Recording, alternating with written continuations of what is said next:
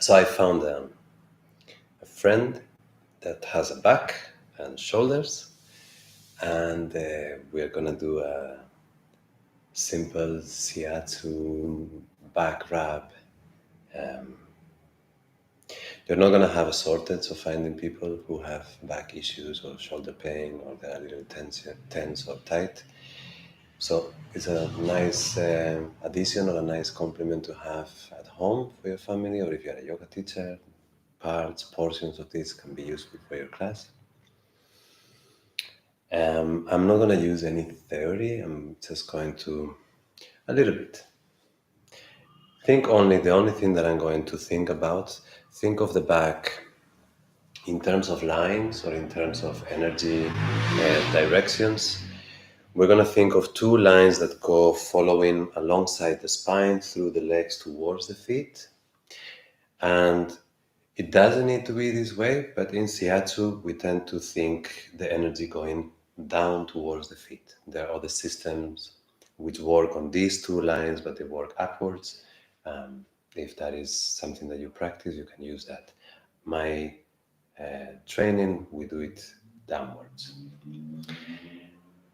Beyond that, we are not going to use any knowledge, no anatomy knowledge, no healing knowledge, just two hands, a person, and horizontal surface. I work on the floor. If you have a carpet, or if you have a few blankets or a couple of yoga mats or a floor mattress, this is kind of a futon, something that you and your friend feel comfortable. Now, I'm going to start, but first, I just witnessed Iomi's bedroom door open, so let me close so we have minimal acoustic pollution.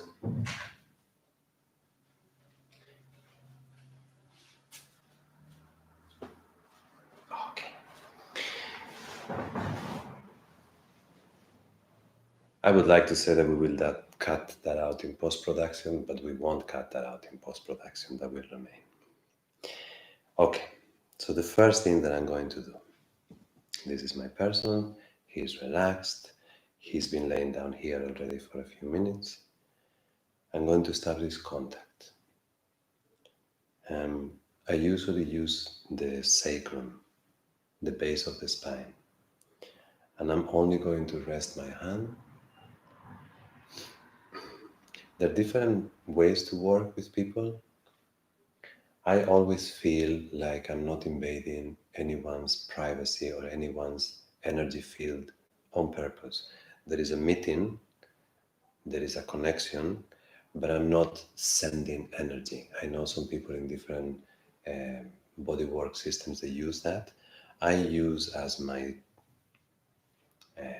helping him to feel better tool, contact, the actual feeling of the touch, the feeling of the contact.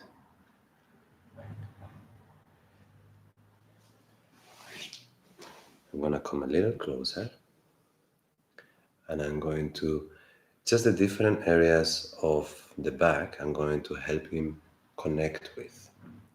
One of the things that you do with manual therapy is by placing weight or pressure, or by just creating a physical sensation in the area, you're establishing a bridge between the person's mind and their body, because all of a sudden, an area of the body they can feel very clearly through your hands.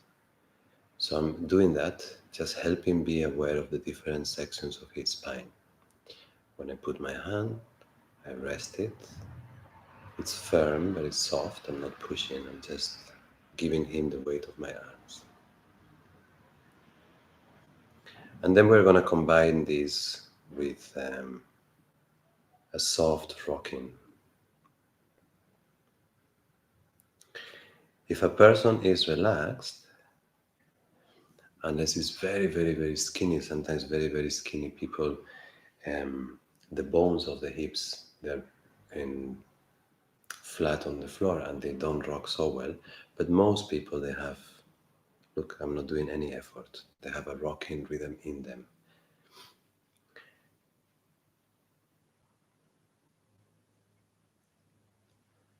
Patience.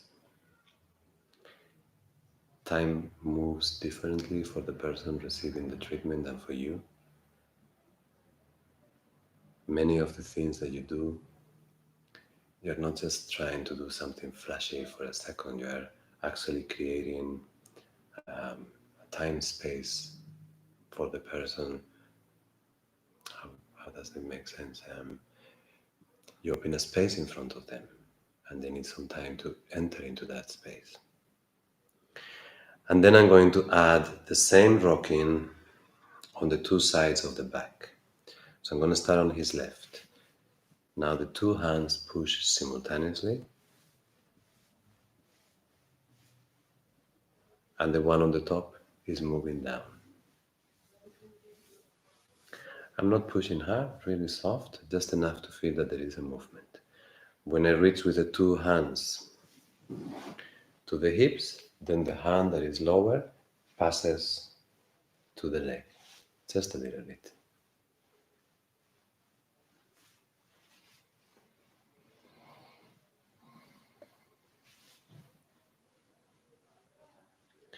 And then I do the same on the other side.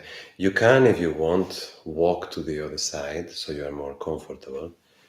Here I'm not really pushing, I'm more pulling on the movement backwards. But if you're relaxed in your hips and somehow the person is not very voluminous, then you can do it from this side.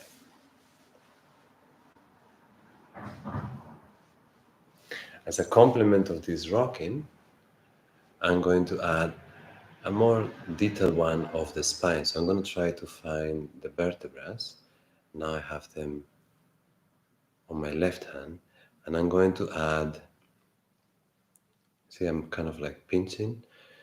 My fingers are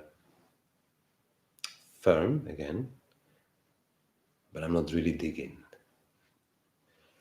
And if I get it right, I could even move, I don't know if you see, his bum moving to the sides, and I'm just rocking a section of his spine in the upper spine. Otherwise, you maintain the rocking on the sacrum, which is a little easier, and you just pass your hand down through the spine.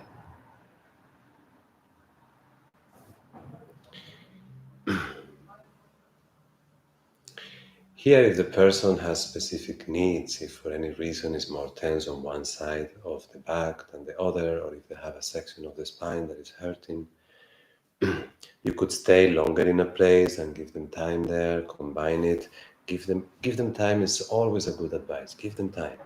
They're working with you, they're breathing with you, so give them time.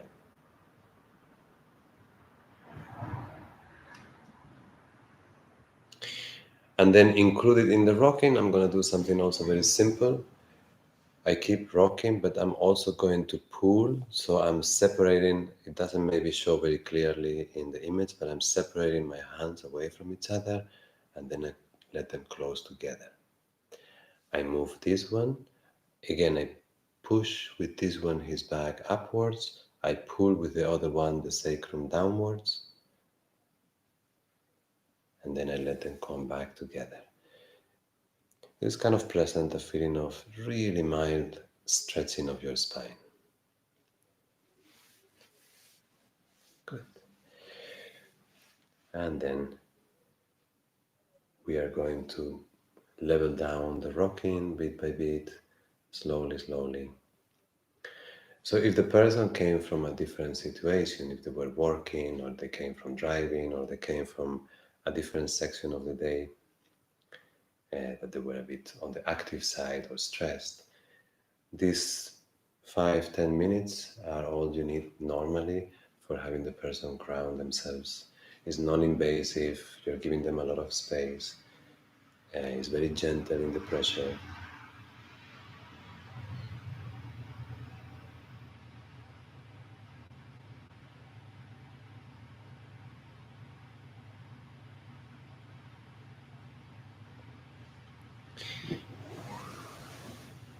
then I'm gonna work on the left side of his back. There are a couple of basic positions for working on shiatsu. One would be on your knees, working like this. The other one would be working on one knee and one foot. And if you practice yoga or if you are born with naturally flexible hips, sometimes you can go a little lower. I like to work with my hips a bit closer to the floor, or like I was doing there on my knees, but you're a little bit less stable. And my professores Fernanda and Joao Felipe, they will not be very happy of you because that is not the right shiatsu posture. Anyway, keep your back right. So we're not gonna bend from the shoulders. And this is what I'm going to do. I'm going to shift weight from my right hand to the left one. And I'm going to add the pressure at the same speed as my body is moving. So I put pressure on the hand and slowly, slowly I sink into the body.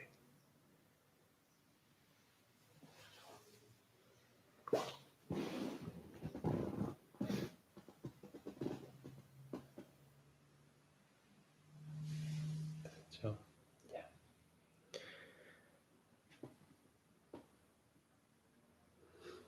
So we can do 2 or 3 repetitions. Not on top of the spine, on the left side.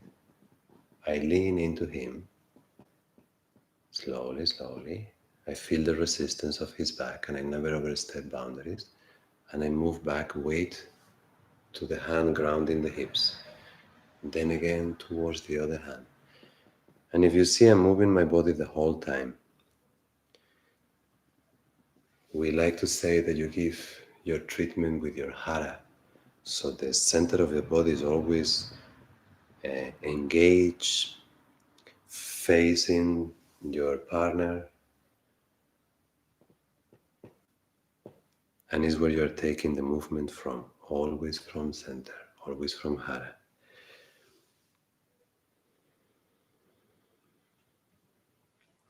In terms of the breathing, if you are a practitioner of yoga or meditation, it's going to be natural that somehow your breath synchronizes with your movement.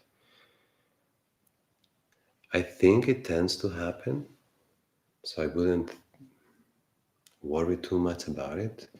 If you do feel very scattered, if somehow you feel nervous, somehow being close to another person, or the physical movement is making you work more than you think it was going to happen, then maybe you want to regulate your breath.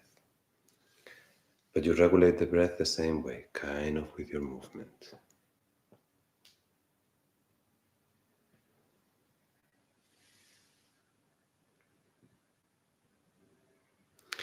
I know we were advertising back and shoulders, but I'm going to do a little jump to the legs. I'm going to put my right hand on top of his hamstrings. And with this, I ground the left hip. And then I can go with the other hand and work on it a little bit.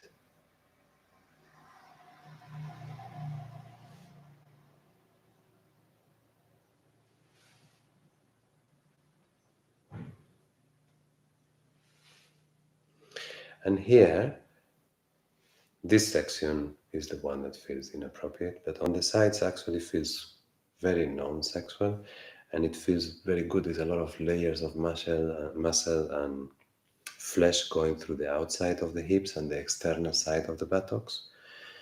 So they're not poking and aggravating, but moving slowly in and out.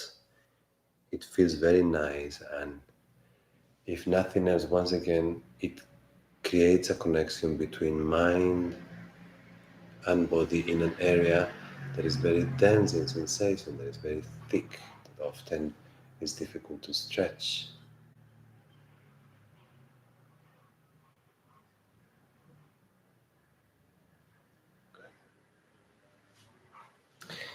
Then, since it's here,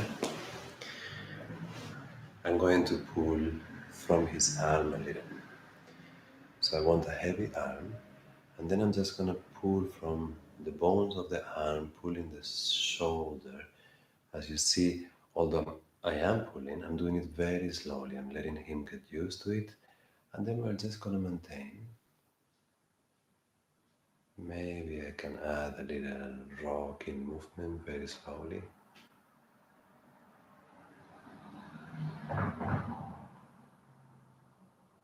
And release. On a relaxed arm, I put a little bit of pressure through the forearm. When they're laying in this position, the forearm is exposed, and it's an area that generally tends to feel kind of good. I find when you work with people, especially if they're carrying pain, you want to give them a little bit of positive sensation once in a while, especially if you have been working on the painful area for a bit. The mind is much more receptive to digest and move and understand pain if it is not a constant assault. Also, the person feels your empathy, feels like you are actually aware, not just physically, of the area with pain, but also emotionally, psychologically, you are with them. So you give them a little break. Those details show when you're working with somebody. We're gonna go to the other side.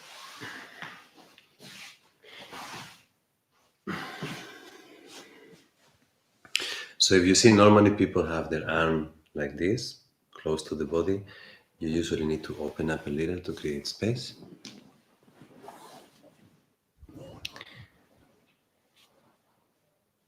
Hand on the sacrum.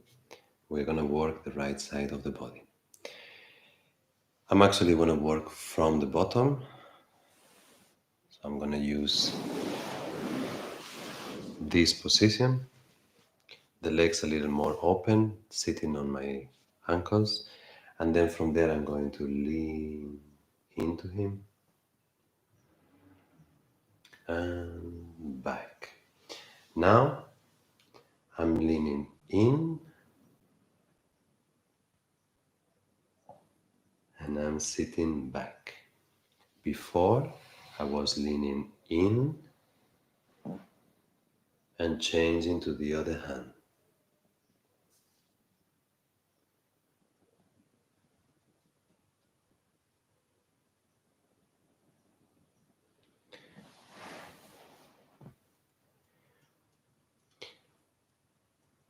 Sometimes you're working more on the idea of maintaining the continuity of the line. And sometimes the body really calls you to a specific area. I can already feel this area, this right side, a little more tender. So I'm going to focus not so much on the process, but I'm actually going to focus on the moment and stay a little bit and give him time to breathe.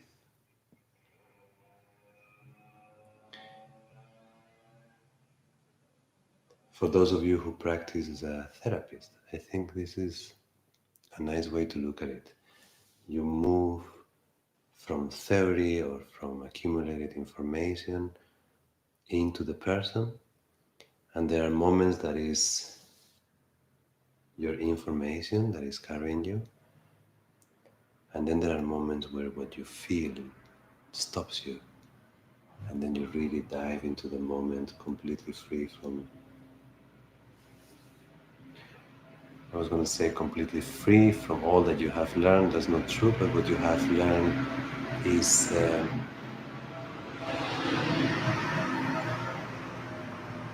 moves to the background, and what you're feeling comes to the fore.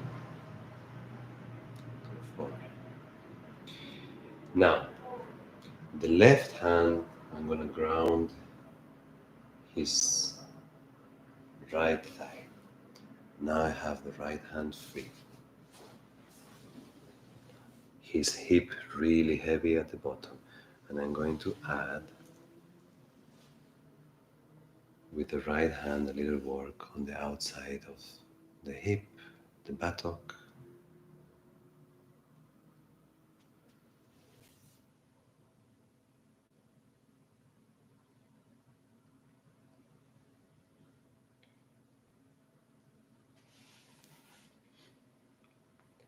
Again, if you're a therapist, I gave you before 2 or 3 basic positions, but if you see me work, I'm constantly changing position. I feel like in the long run, variety of positions to work is going to protect your body, so you don't repeat the same movement again and again. Always from center, always from center.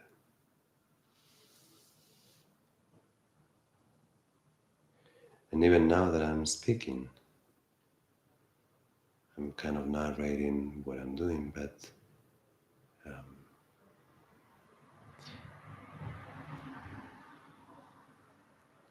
my hand is constantly receiving feedback.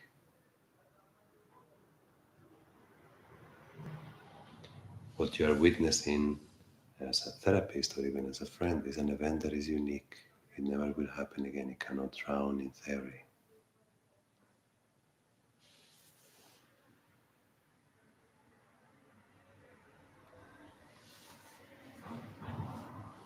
A little bit more rocking, and then we work on his right arm. Create space. I'll show you one day different shoulder and shoulder blade release exercises and stretches. Very simple now. A little pull from the arm.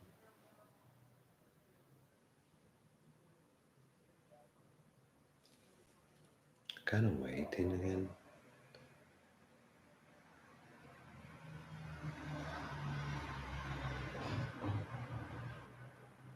Professor Luis, as he likes to, they will not watch this, but he likes to work with fascia. Fascia work is by holding and pulling limbs very gently and waiting.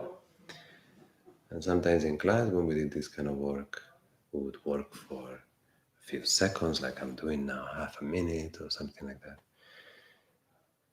He likes to stay for at least 5 minutes, really giving space to the person. It's beautiful. If one day, if you're a therapist and one day you want to do a holding treatment, just holding limbs for a long time, letting them breathe.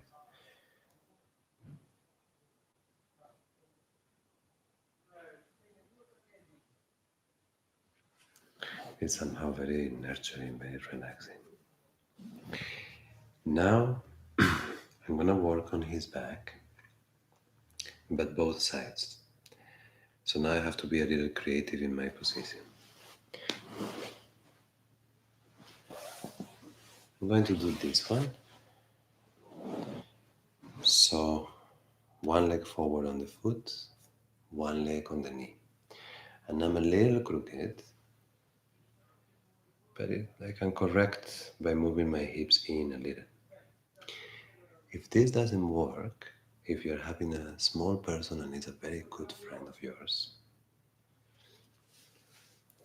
now the gods of SHIATSU are going to punish me in hell. But this is the other position that you can do. You need to create a little bit of space from hips to hips, yeah? So it has to be a person that you're friends with, a really good friend, and there has to be enough space in between bodies. The reason I like this is because I'm going symmetric. I'm going directly with my center on top of his center. The closer I am to him, the easier it is for me to work. For the sake of working in a situation that you can work with anybody, we're gonna do it this way. Yeah? So I'm gonna stay on the outside. I don't put pressure on top of the spine. If you see, the hands are separate, so they're always going on the two muscle fillets that run along the spine. And this foot in front of me is catching weight. So at any point I can move my hands and I'm holding my weight with my front foot. I lean in carefully, but I do put some pressure. If you move slowly and especially if this is something that you are doing for the first time, stay on the easy side and communicate with your friend. If it feels too much, if they feel overwhelmed. Also, because if you don't have experience, there might be some areas that are tender and you don't realize and you push a bit too much. So, a little bit on the conservative side. And as you see, not only for my own benefit, I'm always moving with my body. This protects my body, but as I said before, it does create a different kind of touch than if you're just working from the arm.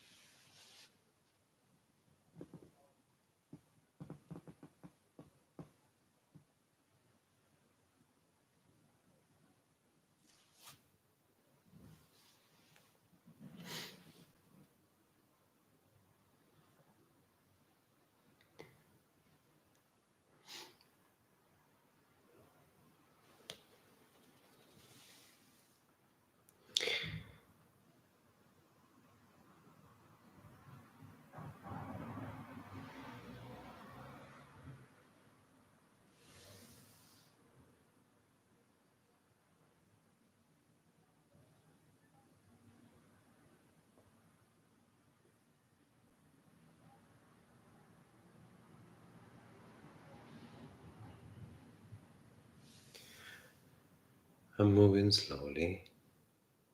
I'm staying a little longer on the areas that I feel are a little sensitive. I can also shift a little weight from left to right just to break the monotony of the touch.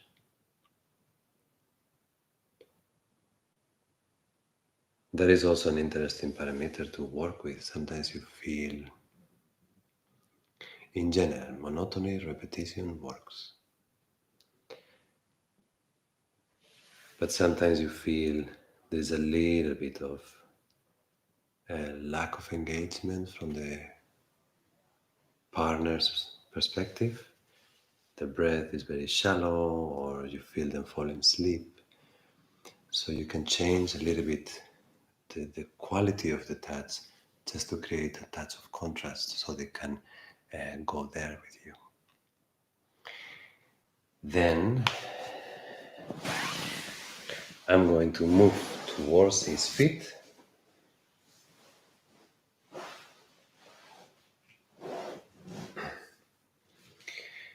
And I place them here on my thighs.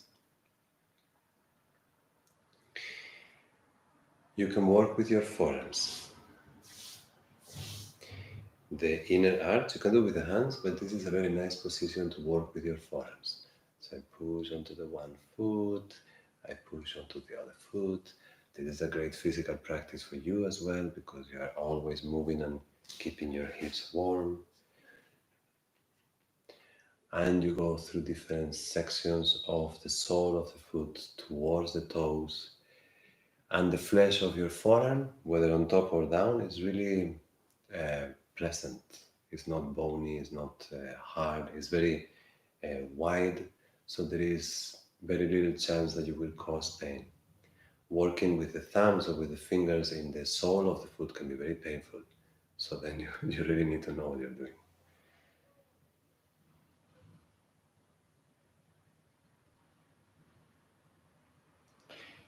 There's a point here,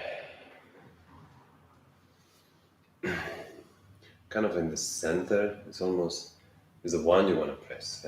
Just if you follow the sphere around the bottom of the toes, it's stuck in the center, and it's an activator for the kidney meridian. It's a nice point to work. So without too much pressure, you just push a little, use your body weight.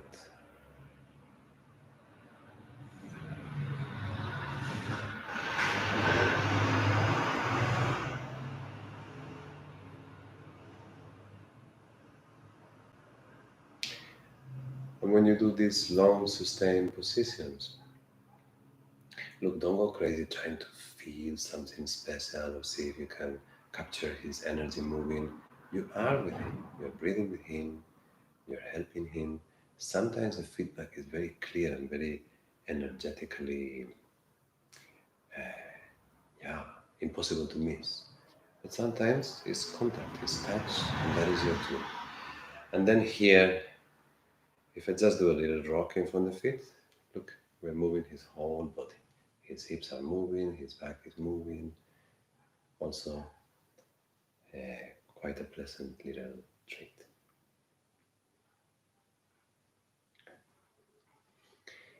Nice. Now I'm gonna work on his shoulders, and most unfortunately, instead of moving the whole camera around, I'm gonna ask my body to turn around. So, please, body, can you turn around and face this way? There. And you look down quickly, and nobody knows who you are. And we managed. His name is Ricardo. I'm gonna take the mic a little closer. There. And maybe we can do this with Ricardo. Let me see. Let's see if I'm strong enough. No, stay. There, a little bit.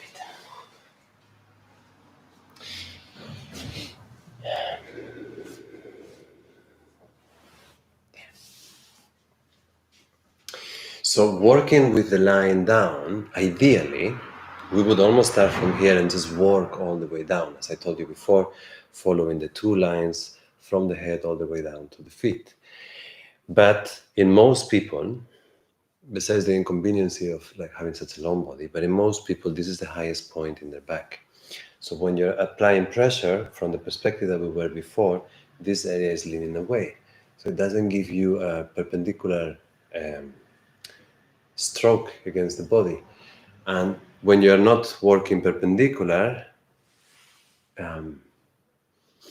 let's say your energy is being dispersed. Let's keep that in esoteric language. But the feeling of contact and the feeling of reaching the body is always the best when you're going against, on a 90-degree angle, against the surface that you're working with. So we're going to do that. Here is the shoulder blade. Here is the other one. Over the shoulder blades, on this part of his body, I'm going to start pushing. Let's see. Stay here, Dave. I'm actually going to do a little camera shift.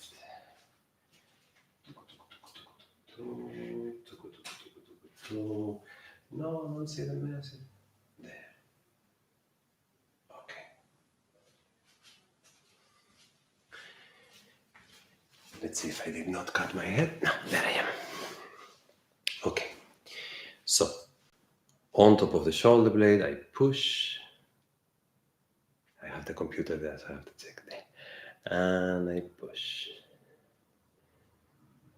And now I cut the hands of the shot, but if you would see the hands, they're moving away. So his whole arm is moving away from the shoulder and then back. So his body is doing kind of like this, yeah? Something like this. And on the shoulders, you want to have a balance. If you have a very light touch, they will almost feel disappointed, like you did nothing. And if you start going with thumbs into knots, you're going to hurt them very much. And they're not going to be able to assimilate the treatment. Plus, once again, if you're not a professional, you might not really know what you're doing. So always on the conservative side, but committing to the touch. And by creating, now I'm doing a very simple version of changing my hands in different places on the space above the shoulder blade. And I keep changing the place. I'm not working on a particular pain, on a particular problem. I'm just moving around the area. Now here I'm going a little lower on the sides of the spine.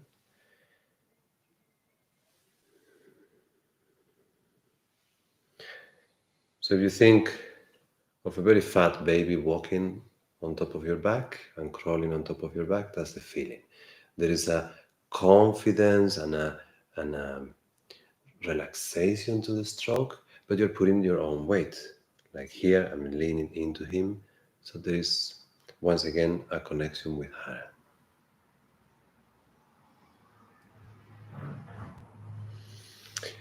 Then I'm going to do the same. I keep continuing with the same idea on one of the shoulders. So if this is the spine, I'm going to move the hand to this side.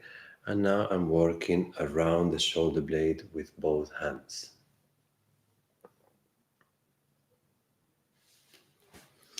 If this position is not satisfactory, you can work here a little lower. You could sit and cross your legs, but you have less gravity on your favor. So if you rise yourself, your body, but keep the hips low and then manage a way to lean, either on your knees or one foot, one knee, it's a little easier to work.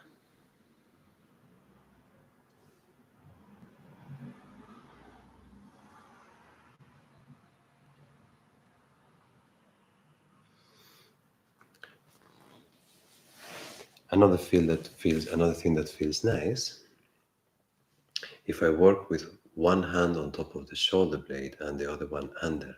So I push away and then I pull him up. And I push and I pull him up. And with this hand at the bottom, I map around the shoulder blade, give him a bit of an awareness of the positioning of the bone and its relationship to the rest of the rib cage, to the shoulders. So I'm trying to actually follow the reach of the bone. I'm not pushing, so this is pushing, and then here I start going to the pain threshold. So you're going to work by reading the resistance in the body. So you push with the hand, there is resistance, you keep pushing a little bit, feels good, you push more, then you enter into the pain realm.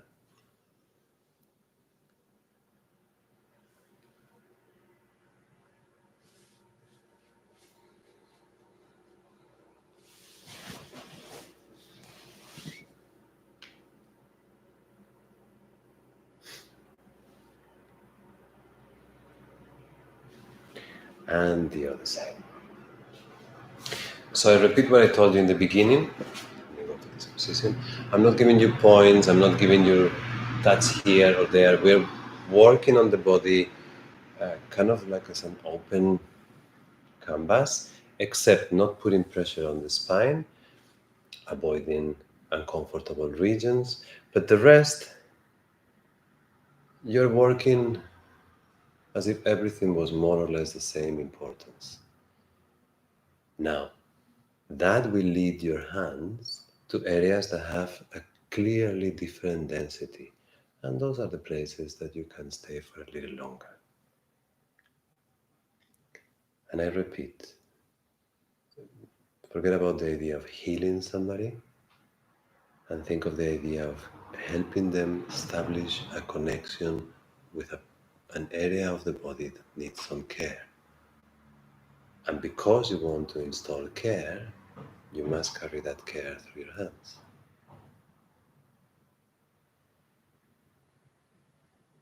So no matter who is in this position, at the time that you're doing this, you're always a good friend. It doesn't matter if you just met that person.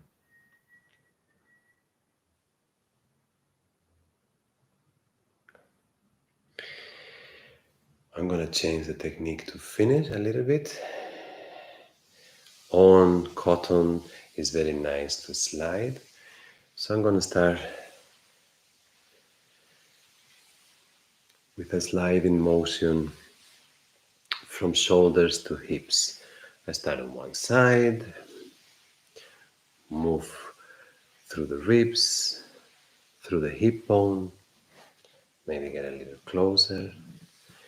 I do the other side.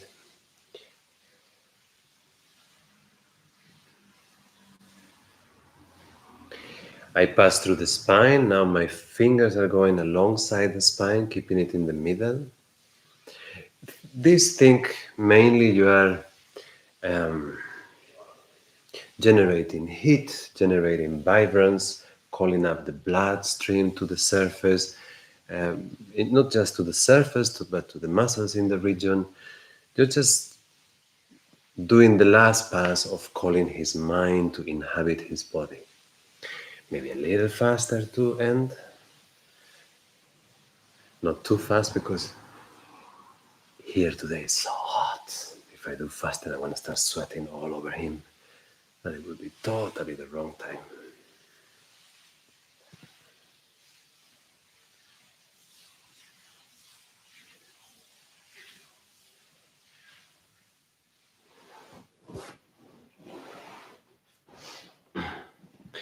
And then again, when you finish, now this is the end of our treatment, we are going to maintain a little bit of contact. I feel this area is a little sensitive in him.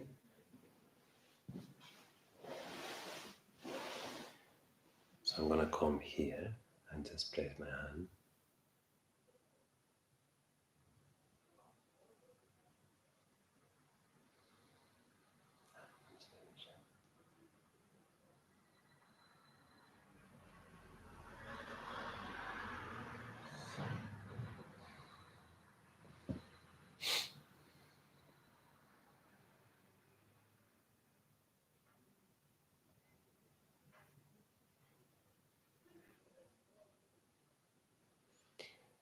There is something about breathing in the presence of somebody else, breathing consciously with human touch on top of an area.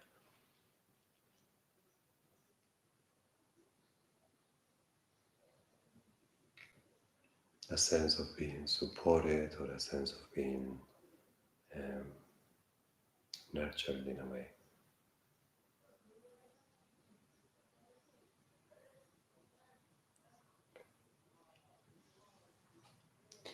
So, this is going to be,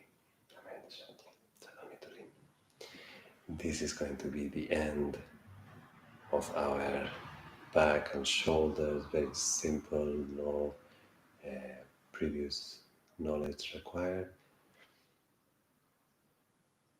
I'm not going to break his bubble right now, but I think he's feeling okay. Okay. Oh, thumbs up. They went off frame. Okay, so we'll come next week with some other classes. We'll see what. Ciao, guys. Have a nice weekend.